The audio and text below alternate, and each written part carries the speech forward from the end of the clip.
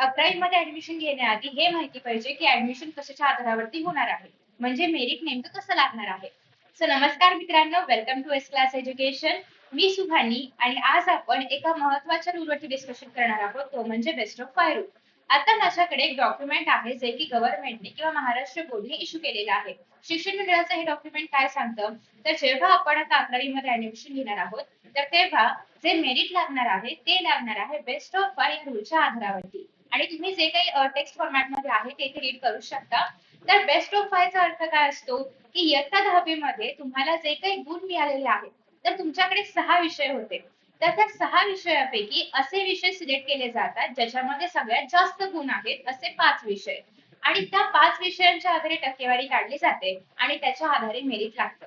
आता एक्झॅक्टली याचं मिनिंग काय आहे किंवा बेस्ट ऑफ 5 रूल कसं काम करतो हे आता आपल्याला पाहायचंय, कारण हे सगळ्यात महत्वाचं आहे. कारण प्रत्येक टक्क्यानुसार किंवा पॉईंट नुसार सुद्धा तुमचं कॉलेज जाऊ शकतं. त्याच्यामुळे सगळ्यात पहिली आणि महत्वाची गोष्ट आहे ती म्हणजे प्रॉपरली बेस्ट ऑफ 5 काउंट करणं. आणि त्याच्या अकॉर्डिंगली तुम्हाला कळणार आहे की एक्झॅक्टली मेरिट कसं लागतं आणि कुठलं कॉलेज तुम्ही निवडू शकता किंवा कुठल्या कॉलेजेसमध्ये तुमची टक्केवारी बसू शकते. So let us count. आपण काही बेसिक एक्झाम्पल्स घेणार आहोत ज्याच्या आधारे तुम्हाला हे कळेल की आपण बेस्ट ऑफ 5 कसं काउंट करतो. Let us C. सो बघा, आता आपण आपले जे 6 विषय आहेत ते या ठिकाणी लिहूयात आणि त्यानुसार आपण बघूयात की बेस्ट ऑफ 5 एक्झॅक्टली आहे काय. तर सगळ्यात पहिल्यांदा आपल्याकडे जो लँग्वेजचा विषय आहे त्याच्यामध्ये येतं मराठी. आता तुम्ही कुठल्याही मीडियम असू देत, Marathi first language, third language, याने काही फरक पडत नाही. त्यानंतर येतं हिंदी किंवा संस्कृत किंवा हिंदी प्लस संस्कृत, जे काय असेल ते अल्टिमेटली 100 मार्कांचा पेपर. त्यानंतर आहे इंग्लिश, त्यानंतर आहे सायन्स 1+2, म्हणजेच फक्त आपण या ठिकाणी सायन्स लिहूयात. आणि त्यानंतर आहे मॅथ्स. त्यानंतर आहे आपल्याकडे भूगोल, समाजशास्त्र म्हणजे भूगोल, इतिहास, अर्थशास्त्र असं मिळून एकूण समाजशास्त्र. ठीक आहे, एसएसटी लिहिलेलं आपण. सो बेसिकली हे आपल्याकडे विषय आहेत.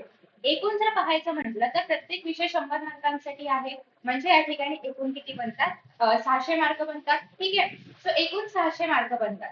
पण जेव्हा आपला रिझल्ट मेरिट साठी कन्सिडर केला जातो तेव्हा according to the best of 5 फक्त 500 आउट ऑफ मार्क्स बघितले जातात. म्हणजे फॉर एक्झाम्पल तुम्हाला मराठीमध्ये आहेत 84 मार्क्स, संस्कृत मध्ये आहे तुम्हाला किंवा हिंदी संस्कृत जे काय असेल त्याच्यामध्ये आहेत 90 मार्क्स, इंग्लिश मध्ये आहेत 85 मार्क्स, सायन्स मध्ये आहेत सपोज 90 मार्क्स, मॅथ्स मध्ये आहे तुमच्याकडे 80 मार्क्स आणि एसएसटी मध्ये आहेत 75 मार्क्स. आता मला सांगा बेस्ट ऑफ 5 म्हणजे काय. हायेस्ट मार्क्स असणारे 5 विषय. म्हणजेच या ठिकाणी जर बघायचं म्हटलं तर सगळ्यात हायेस्ट मार्क्स आहेत, गेले हायेस्ट मार्क्स सिलेक्ट झाले हा ओके. तर सगळ्यात हायेस्ट मार्क्स आहेत ते म्हणजे हिंदी किंवा संस्कृत. त्यानंतर आहे आपल्याकडे सायन्स. सो हे दोन विषय तर कन्सिडर केले जाणार, काय असेल तरी पण काही फरक पडत नाही, हायेस्ट मार्क्स आपण घेतो. त्यानंतर हायेस्ट मार्क्स आहेत इंग्लिश मध्ये, त्यानंतर हायेस्ट मार्क्स आहेत मॅथ्स मध्ये, सॉरी मराठीमध्ये, आणि त्यानंतर हायेस्ट मार्क्स आहेत मॅथ्स मध्ये. म्हणजे जेव्हा बेस्ट ऑफ 5 पकडला जाईल तेव्हा हे 5 विषय पकडले जातील आणि एसएसटी त्याच्यामध्ये पकडलं जाणार नाही. आता याने फरक किती पडतोय बघा. सो आता या ठिकाणी मी काही कॅल्क्युलेशन्स केलेले आहेत, अतिशय इझी कॅल्क्युलेशन आहेत बघा. तर सगळ्यात पहिली गोष्ट म्हणजे जर मी 6चे 6 विषय अझ्युम केले तर साधारणतः 504 वगैरे बेरीज होते. आणि जर मला याचे पर्सेंटेज काढायचे असतील तर मी 600 ने डिवाइड करणार आणि 84% होत आहे. पण तेच जर मी बेस्ट ऑफ 5 म्हणजे बेस्ट 5 विषय विषय जे आहेत ते घेतले तर साधारणतः 4.9 ऍडिशन होते, 500 ने डिवाइड करायची म्हणजे अप्रॉक्सिमेटली तुमचे 2% तरी या ठिकाणी वाढतात. म्हणजे 2% वाढणं इज लाईक काही कॉलेजचं कट ऑफ जर 85 असेल, 85% तर तुम्हाला बेस्ट ऑफ 5 त्याला ऍडमिशन मिळू शकतं. सो हा बेनिफिट आहे बेस्ट ऑफ 5 रूल्सचा. आणि सध्या तरी जेव्हा तुम्ही 10th to 11th मध्ये जाताय असं कुठलंच कंपल्शन नाही की तुम्हाला बेस्ट ऑफ 5 मध्ये कोणते विषय असले पाहिजे. कोणतेही 5 विषय जे की टॉपचे आहेत ते विषय याच्यामध्ये सिलेक्ट केले जातात. आता सगळ्यात महत्वाची गोष्ट म्हणजे जेव्हा तुम्ही बेस्ट ऑफ 5 सिलेक्ट करणार आहात, व्हॉट इफ या दोन्ही ठिकाणी 75 असलं असतं, काय फरक पडते. कुठलाही एक विषय या ठिकाणी सिलेक्ट केला जातो ज्याच्यामध्ये हायेस्ट 5 मार्क आहेत. दोघांमध्ये 75 आहे, कुठलं पण एक 75 या ठिकाणी घेतलं जाऊ शकतं.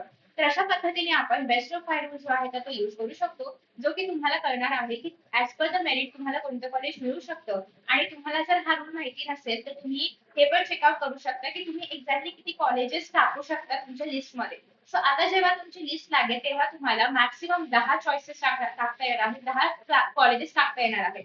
आणि ते 10 कॉलेजेस कोणते असतील तर यासाठी तुम्हाला आधी मेरिट लिस्ट बघायची आहे. हे तुम्हाला कुठे बघायला मिळेल तर सगळं जे वेबसाईट्स आहेत महाराष्ट्र बोर्डच्या त्या ठिकाणी बघायला मिळतील 11th ऍडमिशनच्या. सो 11th ऍडमिशन वाली जी वेबसाईट आहे त्यावरती चेकआउट करा, त्या ठिकाणी तुम्हाला बघायला मिळेल की प्रत्येक कॉलेजसाठीचं कट ऑफ काय आहे. आणि मग त्यानुसार तुम्ही तुमचं बेस्ट ऑफ 5 काम करू शकता आणि त्याच्या आसपास येणारे 10 कॉलेजेस तुम्ही टाकू शकता. मॅक्सिमम 10 अलाउड आहे. बाय द वे हे जे माझ्याकडे पत्रक आहे यामध्ये अजून खूप सारी इन्फॉर्मेशन आहे.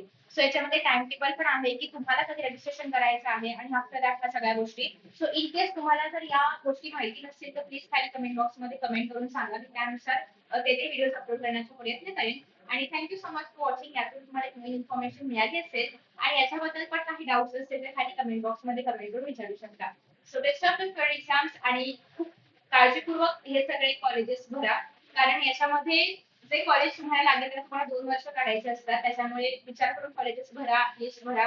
असे कॉलेजेस निवडायचे तुमच्या घराच्या आसपास असतील. आणि अजून ज्या काही चुका होतात कॉलेज निवडताना त्याबद्दल ऑलरेडी आपण इथे व्हिडिओमध्ये डिस्कशन केलेलं आहे. त्याची लिंक हवं तर मी तुम्हाला इथे कमेंट बॉक्समध्ये देईन. आणि त्या 5 चुका तुम्हाला अजिबात करायच्या नाहीत कॉलेज निवडताना. So thank you so much for watching and see the next video. Bye.